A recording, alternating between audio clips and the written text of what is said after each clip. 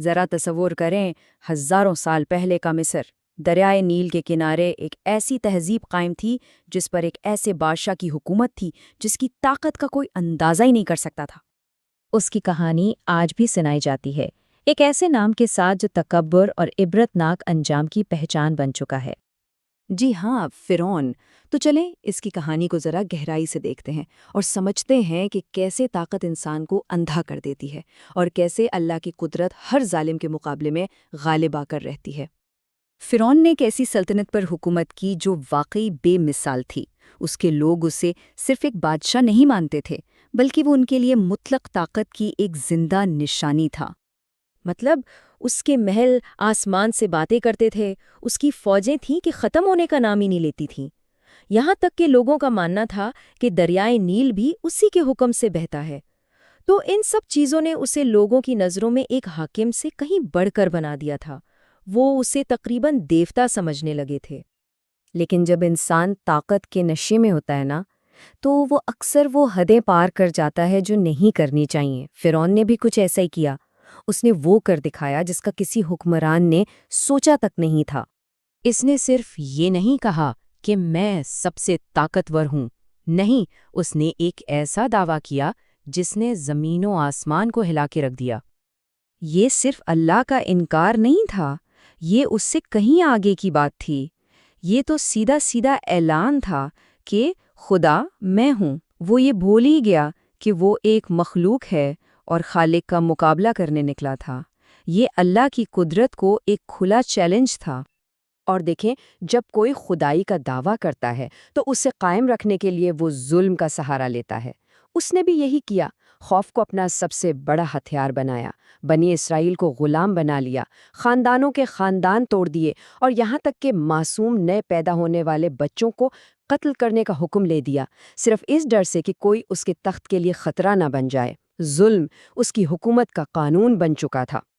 لیکن اللہ کی رحمت دیکھیں، اس کے باوجود اللہ نے اس کے پاس واضح نشانیاں بھیجیں۔ یہ اسے تباہ کرنے کے لیے نہیں تھیں، بلکہ اسے جگانے کے لیے تھیں، اسے خبردار کرنے کے لیے تھیں۔ یہ بار بار ملنے والے موقع تھے کہ شاید وہ راہ راست پر واپس آ جائے۔ لیکن ہر بار ایک ہی کہانی دہرائی گئی۔ جب بھی کوئی نشانی آتی، فرعون اسے دیکھتا تھا، پہچان بھی لیتا تھا کہ یہ عام بات نہیں، لیکن پھر جان بوجھ کر اپنے تکبر میں اسے جھٹلا دیتا، اور ہر انکار کے ساتھ اس کا دل اور سخت ہوتا چلا گیا، اس کا غرور اور بڑھتا گیا۔ وہ یہ سمجھ ہی نہیں پایا کہ اللہ ڈھیل تو دیتا ہے لیکن بھولتا نہیں۔ فرعون کو لگتا تھا کہ اس کی طاقت ہمیشہ رہنے والی ہے۔ اسے پورا یقین تھا کہ اس کی فوجیں، اس کے لشکر حق کی آواز کو کچل سکتے ہیں۔ وہ یہ سمجھ بیٹھا تھا کہ اس کی طاقت اللہ کی مرضی کو بھی چیلنج کر سکتی ہے۔ تو بس وہ اپنی پوری طاقت اور غرور کے ساتھ نکلا۔ اس نے اپنی فوجیں اکٹھی کیں اور تعاقب کا حکم دیا۔ وہ سمندر کی طرف بڑھ رہا تھا اور اسے اپنی جیت کا پورا یقین تھا۔ وہ اس بات سے بالکل بے خبر تھا کہ یہ اس کی آخری چال ہے اور وہ سیدھا اپنی ہلاکت کی طرف جا رہا ہے۔ یہاں اصل مقابلہ نظر آتا ہے۔ ایک طرف ہے فرعون کی دنیاوی طاقت، اس کی فوجیں، اس کے رتھ، اس کی پوری سلطنت، اور دوسری طرف ہے اللہ کی قدرت، سمندر، ہوا اور وہ سچائی جسے کوئی مٹا نہیں سکتا۔ یہ دراصل اختیار کے وہم اور حقیقی مطلق طاقت کا ٹکراؤ تھا۔ اور پھر وہ لمحہ آیا جسے تاریخ کبھی نہیں بھلا سکتی، وہ منظر جب تکبر کا پہاڑ ریت کا ڈھیر بن گیا۔ جیسے ہی اللہ کا حکم آیا، وہی سمندر جو تھوڑی دیر پہلے حضرت موسیٰ اور ان کی قوم کے لیے نجات کا راستہ بنا تھا، وہی پانی اب اللہ کے انصاف کا ہتھیار بن گیا۔ پلک جھپکتے ہی سمندر کی بے رحم لہروں نے فرعون کی پوری فوج کو اس کے تکبر سمیت نگل لیا۔ سب کچھ ختم۔ اور یہاں سب سے بڑی عبرت کی بات دیکھیں، وہ شخص جس نے دعویٰ کیا تھا کہ میں تمہارا سب سے بڑا رب ہوں، وہ اپنی ایک آتی جاتی سانس کا بھی مالک نہیں رہا تھا۔ ڈوبتے وقت فرعون نے ایمان لانے کی کوشش کی، لیکن تب تک بہت دیر ہو چکی تھی۔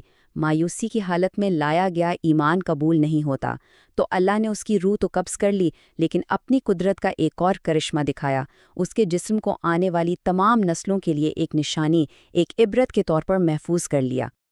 دیکھیے، فرعون کی کہانی صرف ایک پرانا قصہ نہیں ہے، یہ آج بھی ہمارے لیے ایک یاد دہانی ہے۔ یہ بتاتی ہے کہ طاقت جب عاجزی کے بغیر ہو، علم جب شکر کے بغیر ہو، اور اختیار جب اللہ کی اطاعت کے بغیر ہو تو اس کا انجام کیا ہوتا ہے۔ ہر ظالم یہی سوچتا ہے کہ اسے کوئی چھو نہیں سکتا جب تک اس کا وقت پورا نہیں ہو جاتا۔ تو آخر میں سوال یہ پیدا ہوتا ہے، فرعون کے پاس سب کچھ تھا، ایک سلطنت، ایک فوج، ایک ایسا نام جسے آج بھی دنیا جانتی ہے، لیکن اس نے وہ سب سے قیمتی چیز کھو دی، اللہ کی بندگی۔ اس کی کہانی ہمیں یہ سوچنے پر مجبور کرتی ہے کہ آخر وہ کون سا لمحہ ہے جب انسان کی اپنی طاقت ہی اس کے لیے ایک قید خانہ بن جاتی ہے۔